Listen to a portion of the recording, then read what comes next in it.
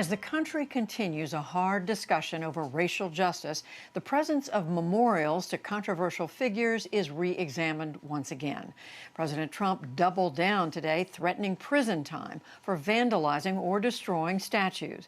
As part of our Race Matters coverage, we begin with this report from Jeffrey Brown. He sits on a horse tall in the saddle. Theodore Roosevelt, 26th President of the United States, in a pose symbolizing American strength and confidence.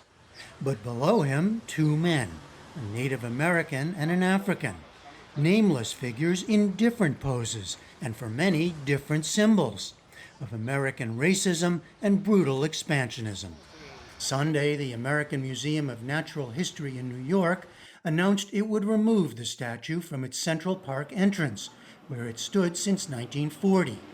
It's keeping Roosevelt's name elsewhere in the museum to honor his role in conservation. The removal brought different responses. If this makes some people upset, we don't worship statues, so why not tear it down? I think it's terrible.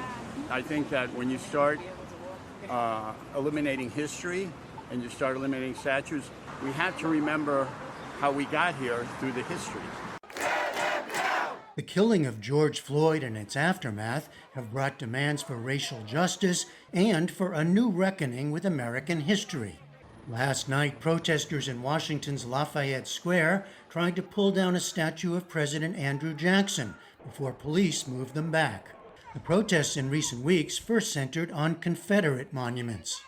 The giant statue of Robert E. Lee in Richmond, Virginia, has been the site of massive demonstrations. In Washington, D.C. on Friday night, demonstrators pulled down a memorial of Confederate General Albert Pike. The same night, protesters in Raleigh, North Carolina, toppled a Confederate statue.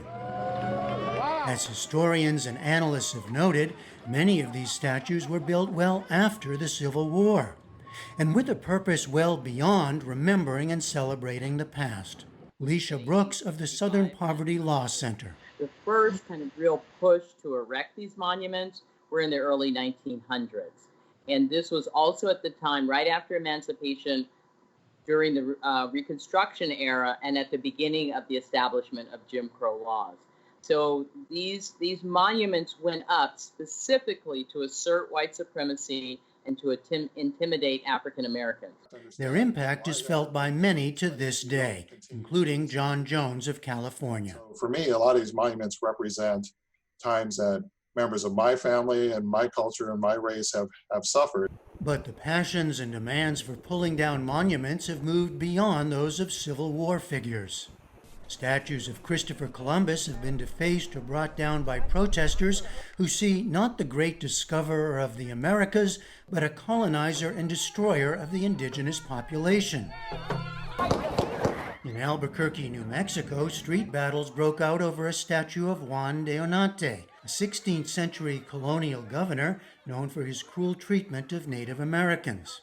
The statue was finally removed, and the legacy of the nation's founding fathers, such as George Washington and Thomas Jefferson, who both owned slaves, continues to be fought over.